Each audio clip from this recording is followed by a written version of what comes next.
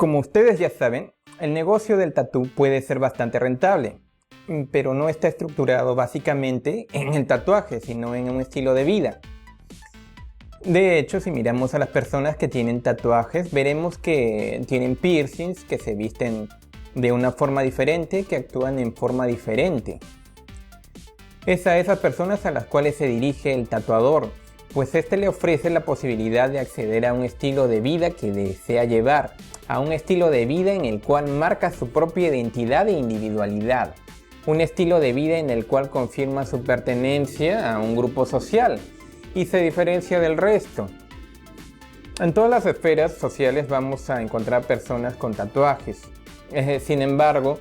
también hay personas que, aun cuando desean llevar ese estilo de vida, antes mencionado por razones A o B, no toman esa decisión que supondrá llevar en la piel una marca que durará para toda la vida, ya sea por salud, por trabajo, por miedo a arrepentirse después o a la estigmatización de su grupo social, porque son menores de edad, porque aún no desean realizarse un tatuaje con aguja o solo desean pasar un buen momento con sus amigos, etc. Y es a esas personas a las cuales se dirige el tatuaje temporal. Sin embargo, aun cuando los tatuadores convencionales desean o pueden hacer tatús temporales, muchas veces no desean realizar temporales, porque consideran que hacerlo les tomará bastante tiempo y no ganarán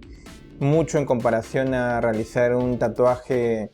permanente, lo cual deja un segmento de mercado desatendido. Los tatuajes permanentes y los temporales, aun cuando van de la mano, son negocios que se realizan de forma distinta. Lo ideal es que el tatuador de temporales y el tatuador de